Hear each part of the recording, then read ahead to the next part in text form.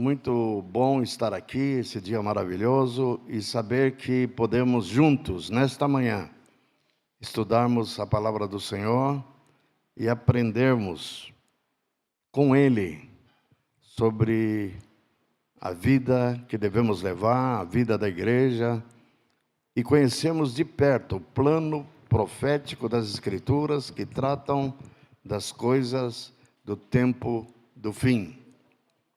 O tema que temos abordado é sobre o contraste entre Cristo e a igreja. Muito bem. Já estamos no 12? Sim? Quem está vendo, está enxergando direitinho o 12? Ok. Cristo e o anticristo. Antes de entrarmos propriamente nos slides que estão expostos, eu quero ler dois textos. Primeiro, está em Apocalipse, esclarecer uma confusão. Ontem mesmo vi um vídeo em que o preletor muito competente, muito capaz, cometeu um engano. A Bíblia parece complexa, a Bíblia parece difícil, mas ela é complexa e difícil para os que não conhecem, não têm interesse, não pesquisam, não estudam as coisas que foram reveladas. E mais complexo que todos, temos dois livros extremamente difíceis de interpretar, até porque são proféticos. Um deles, Apocalipse, e o outro, Daniel. Primeira coisa que devemos aprender é que a Bíblia se interpreta a si mesma. Essa é a primeira coisa. Segunda regra de hermenêutica, muito importante, é que você não pode formular nenhuma doutrina, nenhuma interpretação, nenhum conceito sem que estude. Por isso que demanda trabalho. Tudo que a Bíblia diz respeito àquele assunto. Se você tirar um texto isolado do contexto, tem um versículo aqui na Bíblia, no livro de Salmo. Sabe o que diz o versículo? Não a Deus. Então a Bíblia também fala que não há Deus. Mas isso está fora do contexto. O versículo anterior diz, isso é um versículo. O versículo anterior diz o insensato em seu coração, não há Deus. Então quem diz isso? Tem palavra na Bíblia, alguns até usam isso equivocadamente para dizer que a Bíblia toda não pode ser a palavra de Deus. Sabe por que eles falam isso? Porque tem palavra aqui escrita, que foi o diabo que falou. Pronto, então nem tudo é de Deus. O diabo falou, o diabo tentou Jesus, ele falou, pula daqui, faça isso, transforma essas pedras em pães. Foi o diabo que falou, mas quem mandou escrever isso, quem escreveu isso, foi Deus. Ou seja, de Gênesis a Apocalipse, são livros canonizados, canônicos. Os que não são canonizados são chamados livros apócrifos, não inspirados, e esses aqui são canonizados. E Daniel, por excelência, se você depender de qualquer referência que dê autenticidade ao livro, basta ver Jesus falando dele. Em Mateus capítulo 24, Jesus, como diz o profeta Daniel. Agora olha o que ele fala. Quem lê, entenda. Ou seja, está lá escrito, procure entender. Não entendi, busque revelação. Não adiantou, leia mais, leia, estude, pesquise. Viu que a Bíblia toda fala a respeito disso e você vai ter compreensão. Outro detalhe importante sobre Apocalipse também. Tanto Daniel. Quando escreveu Daniel, Deus terminou o livro, ele terminou o livro. O livro tem partes históricas e partes proféticas. Na parte profética, Deus disse assim, sela o livro. Sela. Vocês devem entender o significado de um selo. Selo significa que uma autoridade máxima, ao selar, aquilo está dizendo, enquanto estiver selado, é inviolável. Ninguém pode abrir. Deus mandou selar toda a profecia de Daniel. E não só mandou selar, como disse para ele, que essas coisas não eram para os dias dele.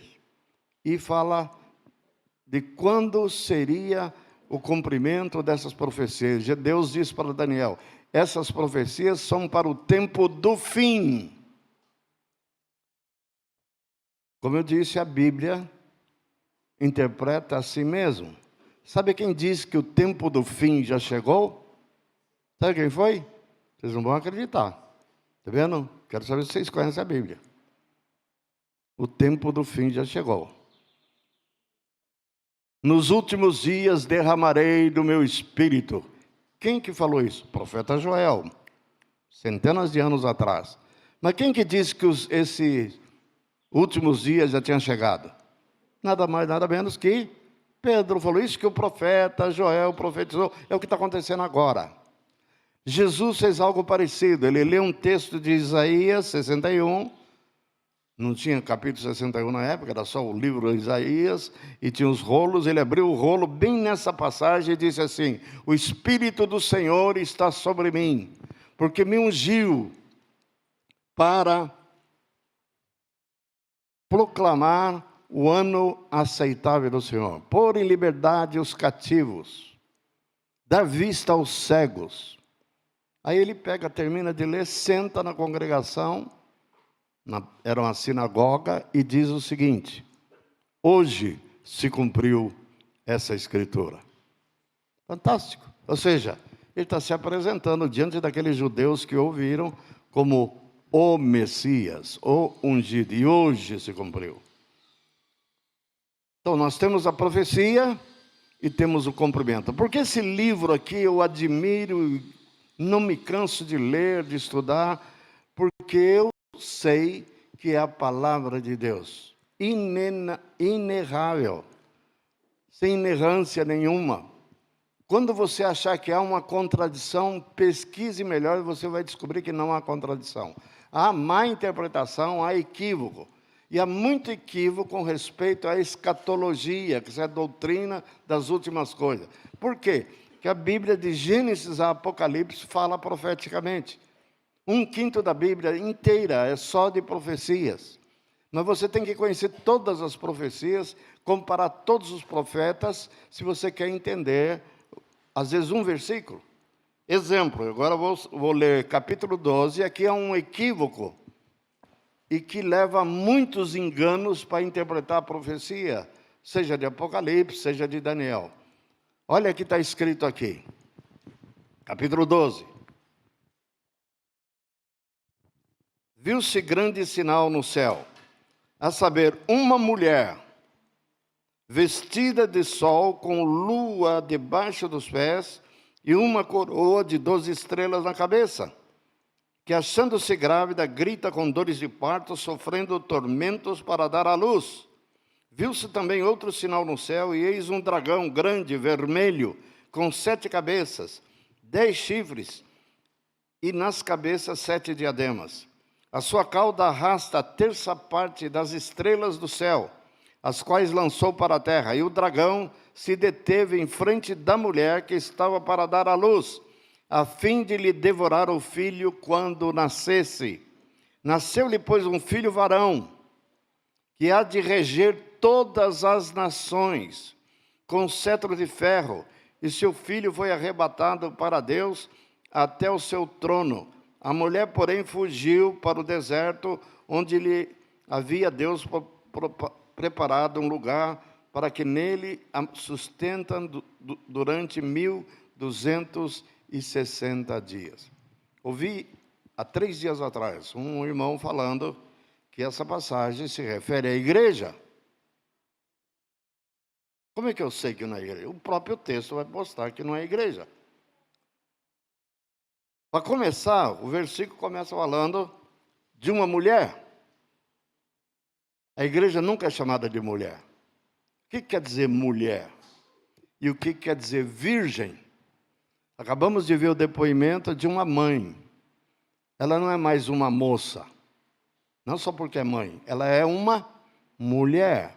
Mulher significa que não é mais virgem. Quando a Bíblia se refere à igreja, fala o quê? Que ela é o quê? Fala que é noiva. Noiva significa não casada. Pode estar noivo, pode ter um noivo, mas o noivo está na casa dele e ela na casa dela. Noivo. virgem. A igreja, a referência à igreja é sempre uma virgem, nunca uma mulher. Aqui o profeta está vendo uma mulher e dá toda uma simbologia para identificarmos quem é essa mulher. Fala dela, e a descrição que dá dela fala de sol, fala de lua e fala de 12. Dos pés uma coroa de 12 estrelas na cabeça. Quem teve uma visão com essa mulher? Vocês sabem? Você conhece a Bíblia, aí que vocês têm que começar. Sabe onde está isso? Lá em Gênesis.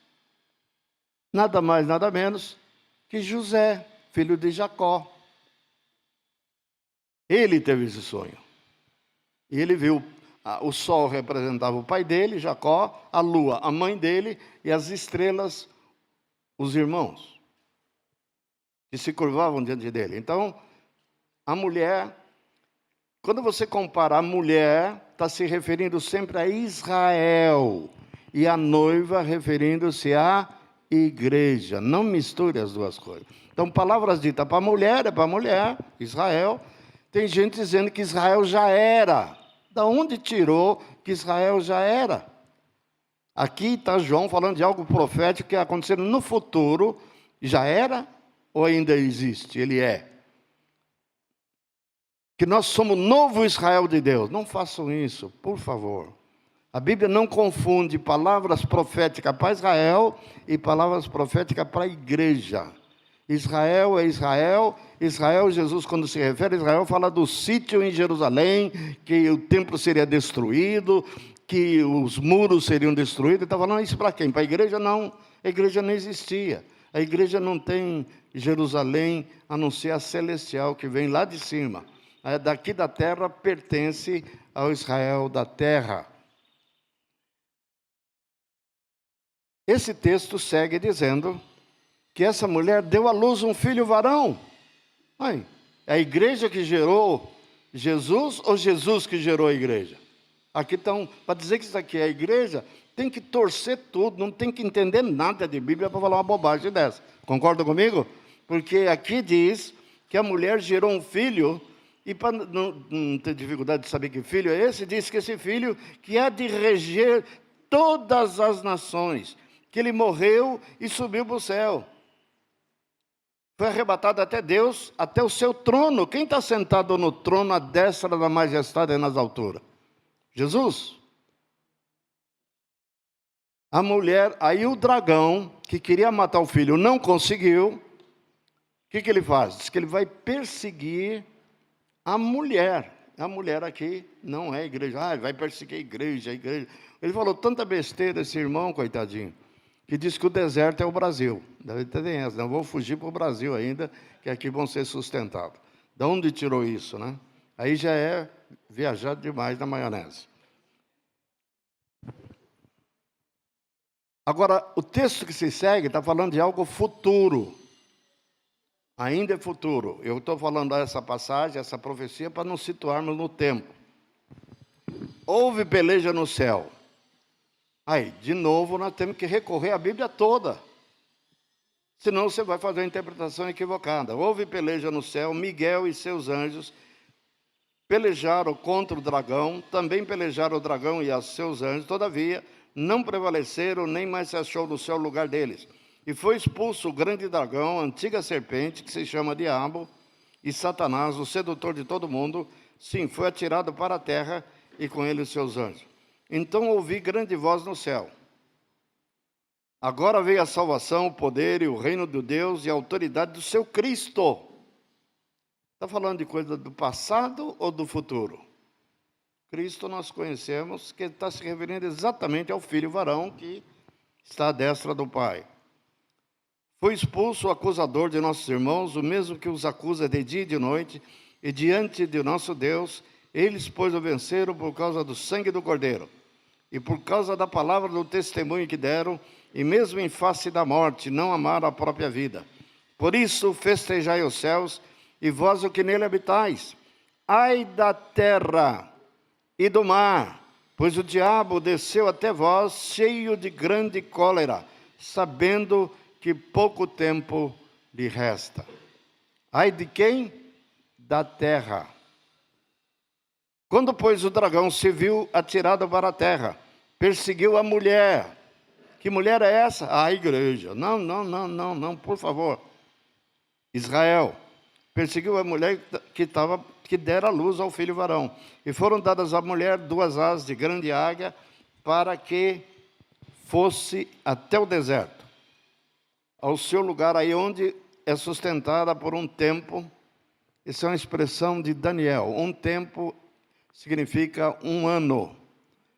Tempos, aqui põe no plural, não diz que 2, mas logo a seguir o próprio Apocalipse vai dizer, referindo a esse período, 2 maneiras, 42 meses ou 1.260 dias, para não ter dúvida que são 3 anos e meio, fora da vista da serpente. Então a serpente arrojou a sua boca atrás da mulher, água como um rio, a fim de fazer com que ela fosse arrebatada pelo rio.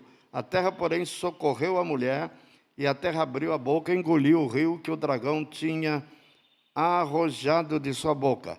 Irou-se o dragão contra a mulher e foi pelejar contra os restantes da sua descendência, os quais guardam os mandamentos de Deus e têm testemunho de Jesus, e se pôs em pé sobre a areia do mar.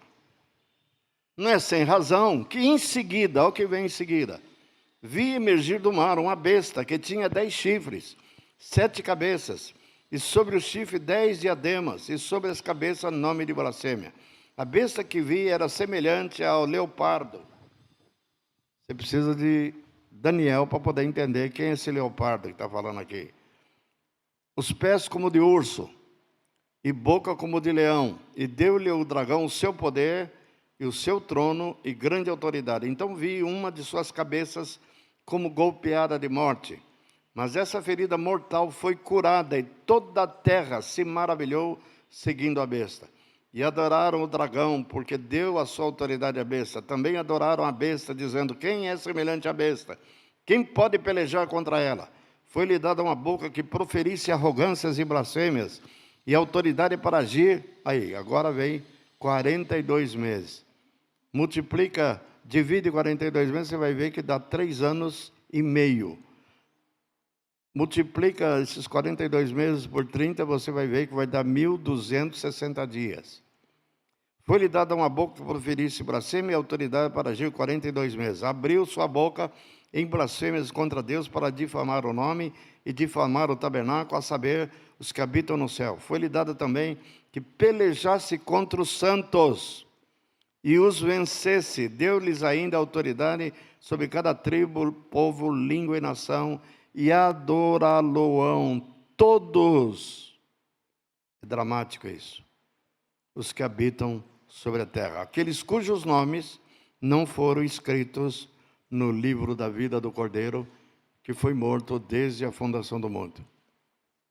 Se alguém tem ouvidos para ouvir, ouça. Não vou ler para ganharmos tempo, só vou citar.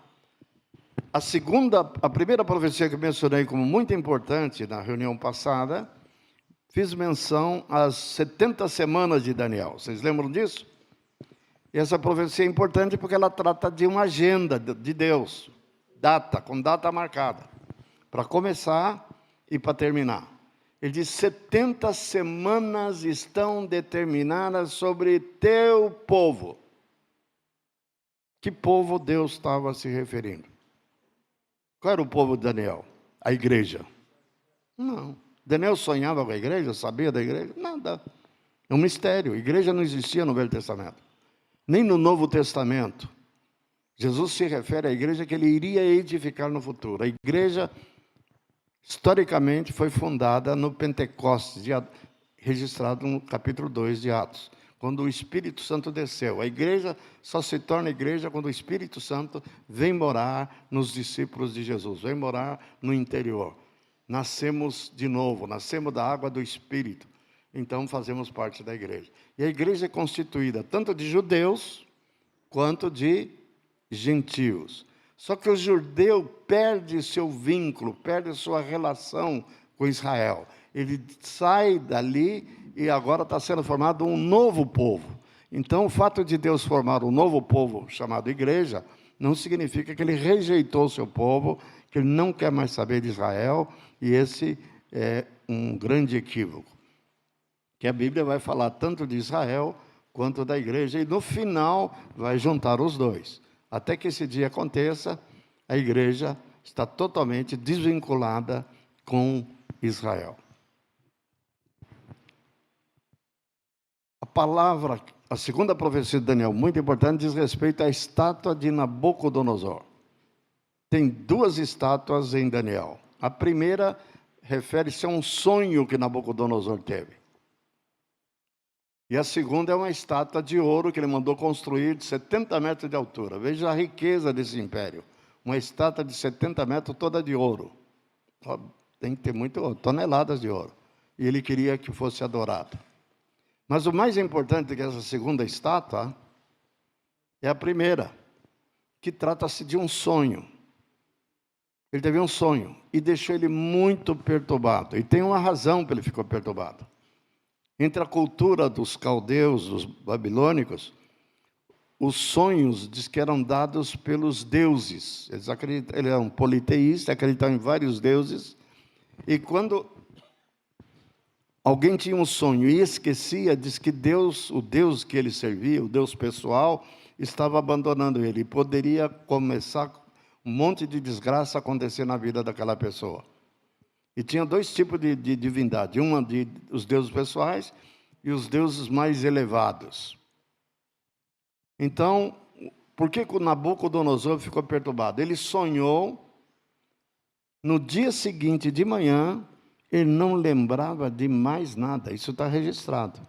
Esqueceu o sonho. Isso é comum, acontece com a gente. Você acorda de manhã, tem alguns sonhos que são vívidos, você lembra, e tem outros que você esquece. Sabe que sonhou, mas não sabe com o quê. E tenta, se esforça, né? Até para você lembrar do sonho, tem que pensar nele imediatamente quando você levanta. Nem pode fazer movimentos bruscos demais e voltar a ter consciência. A consciência te apaga aquilo que está no subconsciente. Os sonhos são sempre produtos do nosso subconsciente. Nabucodonosor manda chamar os feiticeiros, os caldeus, os oráculos dele, chamou toda a turma que é considerada um grupo de sábios, e pediu para eles interpretar o sonho, mas não só interpretar, fez um pedido terrível. Vocês têm que saber o que foi que eu sonhei. Aí os camaradas na hora já disseram, como nós vamos saber isso? Não há nenhum mortal, nenhum homem capaz de dizer, interpretar o sonho é fácil. Porque eles inventavam lá uma história, né? E quando ele disse isso, disse que Nabucodonosor ficou tão irado, que decretou, fez um decreto, e decreto de rei, principalmente naquela época, não voltava atrás. Decretou que deveriam ser mortos todos os sábios da Babilônia. E nesse grupo incluía nada mais, nada menos que Daniel e seus 3 amigos. Só que o Daniel não estava presente nesse momento em que ele reuniu os sábios. Por quê? Porque já havia uma intriga. Esse sábio não gostava de Daniel e não gostava dos amigos dele. Então deixaram eles fora. Quando Daniel chega já para ser preso e ser morto, ele fala, peraí, o que aconteceu? Aí o Arioque, que é o oficial do rei, falou, era amigo dele, contou o que estava acontecendo. Ele falou, não, me leva à presença de Nabucodonosor imediatamente. Ele levou e ele faz um pedido, por favor, me dê tempo que eu vou buscar o meu Deus e vou procurar saber o sonho e a sua interpretação. Agora é importante destacar já de início, esse sonho não era um sonho qualquer, era um sonho dado pelo próprio Deus. Já fez ele até esquecer, por aqueles camaradas ali mentirosos, não inventar uma interpretação qualquer e enganar o Nabucodonosor. O Nabucodonosor não lembrava nada. Ele teve sonhos depois que ele lembrou, esse ele não lembrava. Aí o Daniel vai, ora com os companheiros dele, e Deus revela o que o faraó tinha sonhado. Faraó não, Nabucodonosor, rei Nabucodonosor, e dá a interpretação. Essa profecia tem um profundo significado. Lembra que o texto de Daniel, e nessa passagem, o Daniel, ao interpretar o sonho e a estátua que ele viu, no sonho, ele diz, isso o Deus do céu, o único Deus verdadeiro, te revelou o que vai acontecer desde você até os últimos dias. Aqui está o negócio. Últimos dias. Eu estou dizendo que já estamos nos últimos dias. E você vai dizer, como é que você sabe? Porque eu conheço a estátua de Daniel, conheço o sonho que o Nabucodonosor teve e a interpretação que Daniel deu. Vê só, então, se você está perdido no tempo, no espaço, na cronologia de Deus, tem uma agenda prontinha, acabada, com data de início e data marcada. Foi para Daniel que Deus revelou as 70 semanas e disse que o Messias viria e seria morto na 69ª semana. E foi assim que aconteceu. Agora, se ele morreu na 69ª, falta quanto para completar 70 semanas? 1 semana, 7 dias. Metade dessa semana, 3 anos e meio. 3 anos e meio representa o quê? 1.260 dias. Ou 3 anos e meio, ou um tempo, 2 tempos e metade de um tempo. São expressões que a Bíblia usa para referir ao mesmo período, ok? Esse texto que acabamos de ler vai falar que Satanás vai lutar contra Miguel e seus anjos, ele vai ser expulso e lançado para a terra.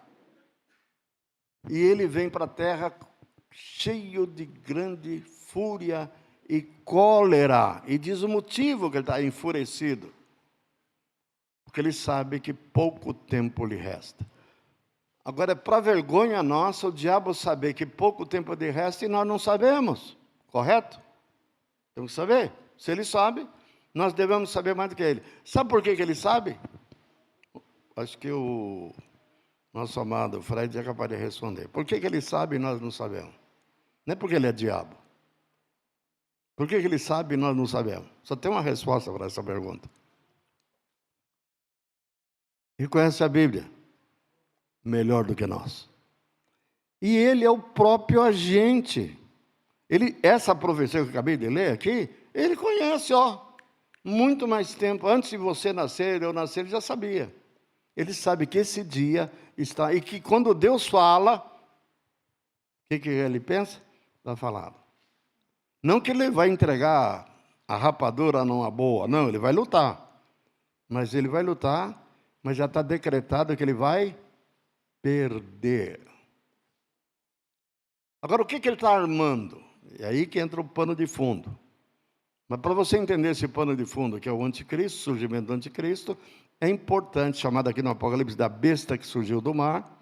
Tem uma besta que surge do mar e tem uma besta que surge da terra. Essa surgiu da terra. E a que surge do mar é o falso profeta e o outro é o próprio anticristo. Mas você tem que entender a estátua e a interpretação dela. A estátua tem uma cabeça de ouro, tem um tórax até o quadril de prata, tem as pernas de ferro e os pés de ferro misturado com barro. Quando Daniel começa a interpretar o significado dessa estátua, ele diz: a cabeça de ouro é você. O corpo de prata, o tórax de prata, representa um outro império que vai suceder o seu. O que sucedeu? Historicamente está escrito tudo o que aconteceu. Os medos e persas. Cada um deles tem um significado. Cabeça é leão. Os medos e persa, urso. Quadril representava Alexandre o Grande, apresentado como leopardo, que tem 4 cabeças. Por que 4 cabeças? O reino de Alexandre o Grande, Império Macedônio, foi dividido entre seus 4 generais quando ele morreu. 4 cabeças. Antíoco Epifânio. E depois, as pernas de ferro representam o Império Romano. E por que divide em 2? O Império Romano foi dividido entre Roma, a parte ocidental, e a parte oriental, cuja capital virou Bizâncio. Constantino vai lá e une de novo, faz a unificação do Império Romano e mudou o nome da capital. De Bizâncio, postou Constantinopla. Constantinopla por causa de Constantino. O Império Romano durou 500 anos. Ele começou em 27 antes de Cristo e terminou em 474 depois de Cristo. Somando os dois, você vai ver que vai dar exatamente 500 anos. Foi de todos esses impérios o maior dos impérios. Tinha ao total, ainda que hoje é um número pequeno, né? 6 milhões que viviam no Império Romano. Só em Roma, 1 milhão de romanos viviam em Roma no ano 117. O domínio deles foi conquistado especialmente pelo fato do seu exército ser tão bem preparado. Era constituído só de profissionais, homens muito bem treinados, e conquistaram e manteram esse império e expandiram esse império.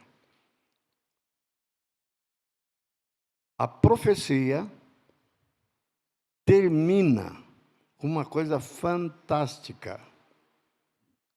Termina com Daniel falando que no sonho, isso apareceu no sonho da Nabucodonosor, teve uma pedra que foi cortada da montanha. Use a Bíblia para interpretar. O que é a pedra? É a mesma para a rocha. A pedra de esquina que os construtores rejeitaram.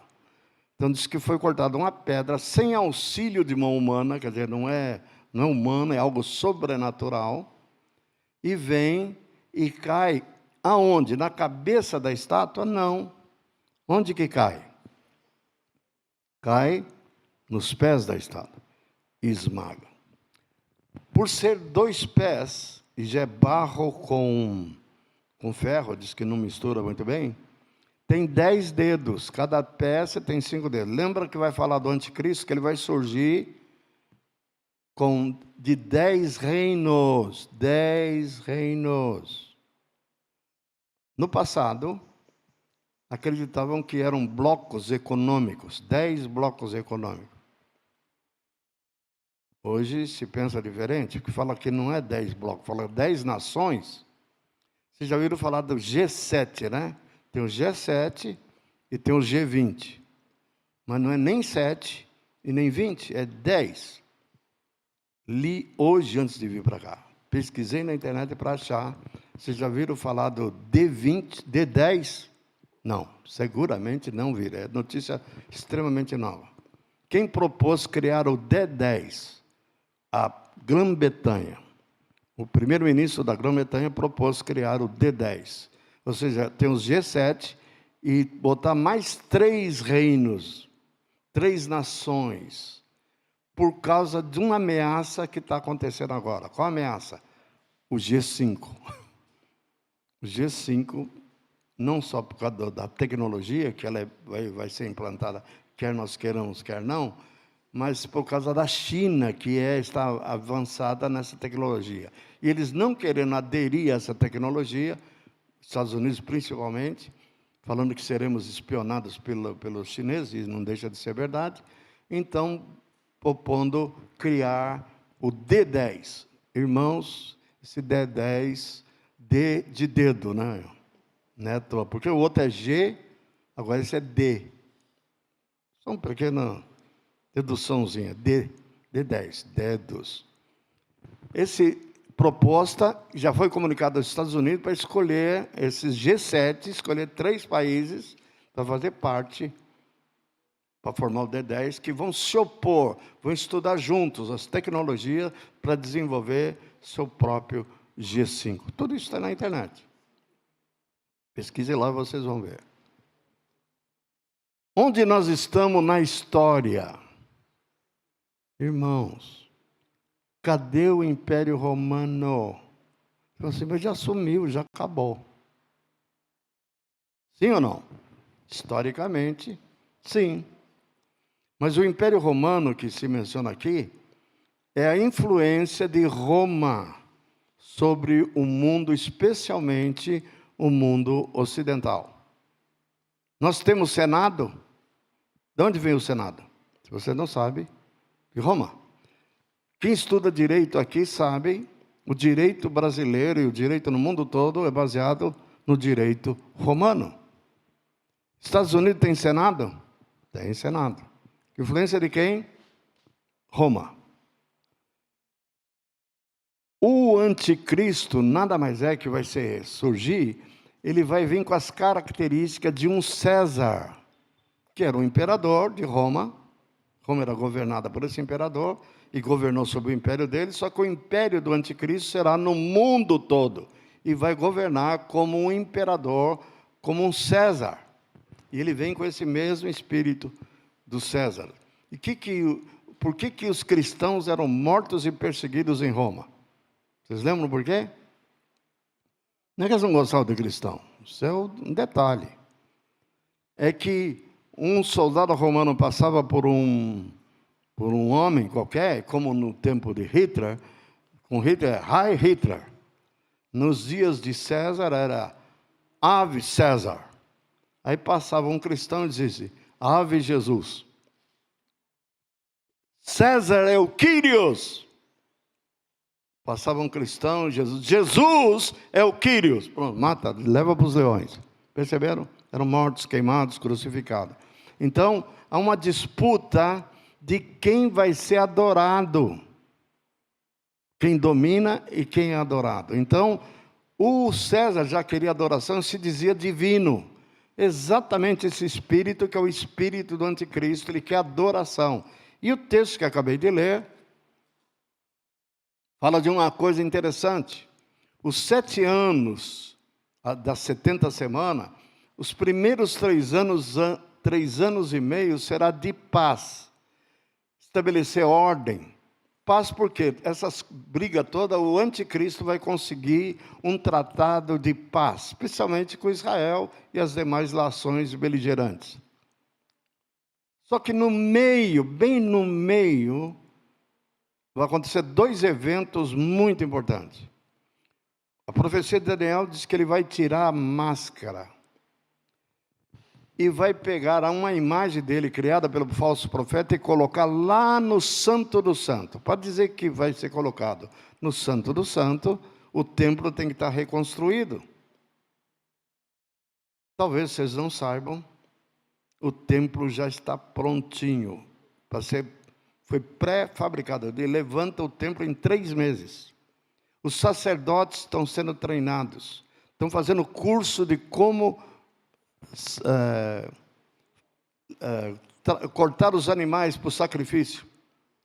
A novilha vermelha, tinha que achar a novilha vermelha. Por que a novilha? Que nenhum sacerdote, para ser sacerdote, se não queimar a novilha vermelha, fazer dela cinza e passar na orelha deles. Sem a novilha vermelha não tem sacerdócio. Já fizeram todas as estolas sacerdotais, tudo pronto. Pesquise na internet. Fala assim, os Instituto do Templo em Jerusalém. Templo pronto. Esse templo é necessário que ele seja levantado porque o anticristo vai ser adorado lá. E, pelo menos ele vai impor um decreto. E quando ele pedir que ele seja adorado lá, é que os israelitas vão se dar conta. Que até então eles vão receber ele como o próprio Messias. Israel já está dizendo que o Messias já está vivo, os rabinos todos já conhecem ele, sabe quem ele é. A igreja não sabe, mas ele já sabe. Claro, é o falso Messias, é o Messias que Jesus profetizou, que venho eu em nome do meu Pai, vocês não me recebem, mas virá outro em seu próprio nome, e a esse vocês receberão. Muito importante entendermos isso. No meio que ele vai fazer isso, é justamente no meio que capítulo 12 de Apocalipse fala do diabo sendo lançado para a terra. E é justamente aí que ele será ferido de morte, ele será assassinado, é sério isso. E diz que vai ser ferido na cabeça, pá! Possivelmente uma bala. Ferido na cabeça, ferido de morte. O que o diabo vai fazer com esse infeliz ferido de morte? Como ele tenta sempre imitar a Deus, não ressuscitou Jesus, ele vai ressuscitar o seu Cristo. O dragão que foi expulso agora vai incorporar, entrar o espírito de Satanás nesse homem morto, e ressuscitar. Quando ele ressuscita dentre os mortos, causa espanto em toda a terra, porque viram ele ser ferido de morte. Foi publicado em todas as TVs, todos os jornais, o ferimento que ele recebeu. Mataram o nosso líder, mataram o nosso amado, mataram. Vão estar chorando. E de repente, 2, 3 dias depois, ele ressuscita também. Ao ressuscitar, diz que a terra toda vai se admirar. Claro, admiração. E vão estar dispostos, a partir daí que começa a adoração. E o adorarão, toda a terra vai adorar a esse homem. É o desfecho final. Felizmente, só 3 anos e meio. Quem sabe que é só 3 anos e meio de glória e de adoração? Satanás, já sabe. Por que estou dizendo isso? Na figura da estátua histórica, onde nós estamos? Onde nós estamos? Nos dedinhos. Nos dedinhos. Está perto do fim? E como? Quando nós falamos estamos aguardando Jesus, ele é a tal rocha que vai descer, que vai esmagar. Note bem, vai destruir o governo humano, começado lá com Babilônia, os medos persas, Alexandre o Grande, fala de impérios, grandes impérios mundiais. E agora, terminando nos pés, nos dedos, do qual vai surgir o anticristo. E vai governar toda a terra. Fazer o maior império que já houve na terra, vai ser criado pelo anticristo. O maior império. Todas as nações vão se submeter. Por isso um movimento, se você estudar o movimento da ONU, eles querem acabar com o nacionalismo, querem acabar com as fronteiras. Tudo isso é um trabalho para estabelecer um ambiente propício para o surgimento. Quando fala de uma só religião, Roma está trabalhando para que as religiões todas, hinduísmo, budismo, judaísmo, cristianismo, se unifiquem para ter uma religião só. Tudo isso é prenúncio do fim. Então, quando eu digo que eu acho que eu não vou morrer antes de Jesus vir, porque eu sei que nós já estamos no dedinho dos pés. Só por isso. A qualquer momento a rocha vai vir. Agora, os que pensam que a igreja vai ficar na grande tribulação, não conhecem a Bíblia. Se conhecesse o caráter do Deus a que eu sirvo, ele diz que sabe preservar os justos e colocar sob juízo os ímpios, os iníquos. A grande tribulação é chamada o dia da ira. Paulo escreve aos Tessalonicenses, Deus não nos destinou para o dia da ira. Se o dia da ira é a grande tribulação, e que vai morrer, Zacarias que fala, 2/3 serão exterminados. Nesses 3 anos e meio. O que é 2/3 de 7 bilhões e meio? Hoje já estamos beirando a 8, mas 7 bem. Vamos parar no 7,5. Imaginando que o resto da Covid já matou, né? Amados, 2/3 de 7 bilhões e meio dá 5 bilhões de pessoas.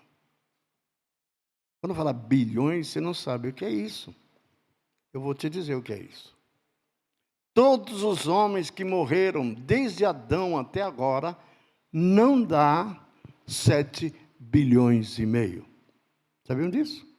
Somando toda a população da Terra que existiu até agora, e morreram, morte natural, guerra, já morreram, não dá 7 bilhões e meio. Ou seja, tem mais vivos andando na Terra hoje do que todos os que já morreram.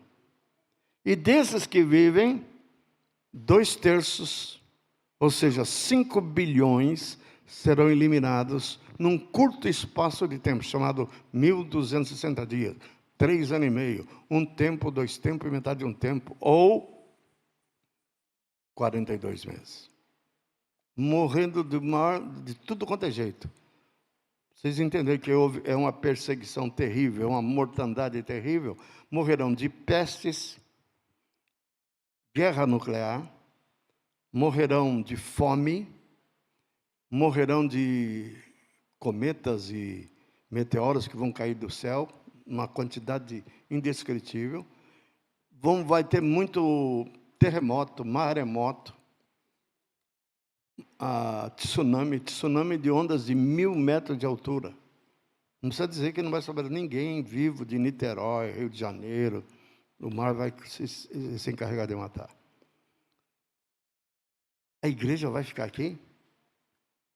Que igreja é essa? Agora, quando eu falo igreja, eu estou me referindo aos fiéis, Eu quero terminar a palavra de hoje falando sobre as 10 virgens.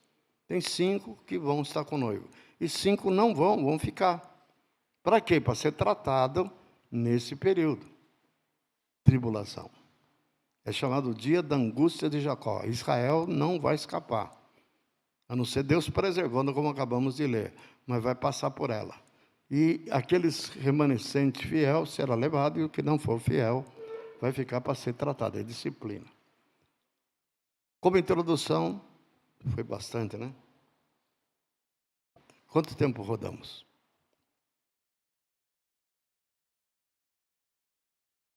Foi? Meia hora? Não, eu queria saber quanto tempo de vídeo temos.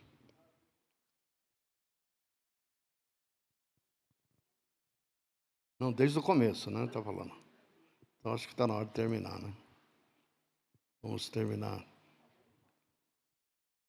Deus não vai dar tempo para terminar isso aí um dia, né? Se não terminar, melhor, né? Melhor, né? Se não terminar, melhor. Eu espero que os irmãos compreendam essas coisas, sejam criteriosos, e vou fazer uma recomendação para os próximos encontros nossos. Leiam, por favor, no mínimo 50 vezes Daniel. Sendo desafiado? Não, mas 50 é muito, eu não tenho tempo. Então, lê 30 vezes. 30 vezes é muito. Bom, você não quer entender Daniel, então lê só uma vez. Quer entender? Você tem que ler. E quando você lê, vai suscitar um monte de perguntas, um monte de questionamento, um monte de interrogação. E aí, mergulhe em estudo. Compre livros sobre Daniel. Entenda Daniel. Sabe por que é importante? É um livro escrito para o século 21. Esse livro foi escrito para mim e para você. E diz que ele seria selado. Quero terminar com isso. Ele seria selado até o tempo do fim. Se nós já chegamos no tempo do fim, o que aconteceu com o selo? O que aconteceu com o selo? Foi removido. Ou seja, tudo que era obscuro, nublado, passa a ser fácil de entender. E Apocalipse, quando foi escrito? Parece um livro complicado, né? Deus disse para o João, ó que Deus disse para o João. Ao terminar o livro de Apocalipse, ele diz, não deixe acrescentar nada e nem tirar nada desse livro. Quem fizer isso vai sofrer todos os castigos que estão, as maldições que estão escritas aí. Não tira, e não seles o livro desta profecia. Não seles, porque o tempo do fim é chegado. Fantástico. Daniel foi escrito há 2.600 anos atrás. Daniel entrou em Babilônia no ano 605 antes de Cristo. 600 anos. 2.600 anos. Apocalipse foi escrito 2.000 anos. 600 anos depois. Hoje estamos vivendo tanto Daniel como o Apocalipse. Essa peleja no céu vai acontecer a qualquer momento. E Satanás será jogado na terra. Muita gente pensa que o diabo vive aqui. Não, ele vive nos ares. Ele é a potestade dos ares. Mas quando a igreja for arrebatada, ele vai ser expulso de lá e lançado para a terra. E ele vai incorporar nesse homem que a Bíblia chama de o perverso, o iníquo, o anticristo. E vai fazer um estrago, mas um estrago que Deus nos livre, porque nós estamos... Promessa está em Apocalipse 3,10. Todo aquele que guardarem com perseverança a palavra dessa profecia, eu os livrarei no dia da tribulação. É nisso que a minha fé descansa. Eu o livrarei. Então eu procuro ser fiel à palavra de Deus para que eu seja livre. E você também pode ser livre. Ela virá. Vigiai e orai. Sabei que o dia está perto. É importante você cuidar do azeite. As 5 virgens não tinham azeite. As 5 prudentes tinham azeite. E o noivo veio e levou as que tinham azeite, as que não tinham azeite. O que significa isso? Um vive segundo a carne e outro vive segundo o Espírito. Os que vivem na carne amam o mundo, vivem na gandaia, esses vão ficar. Os que vivem no Espírito estão aguardando e dizendo: Senhor, hora vem, Senhor Jesus, Maranata. Amam a vinda do Senhor. Não ama só o Senhor, ama a sua vinda. Que Deus nos ajude a viver piedosamente e guardar essa palavra no coração.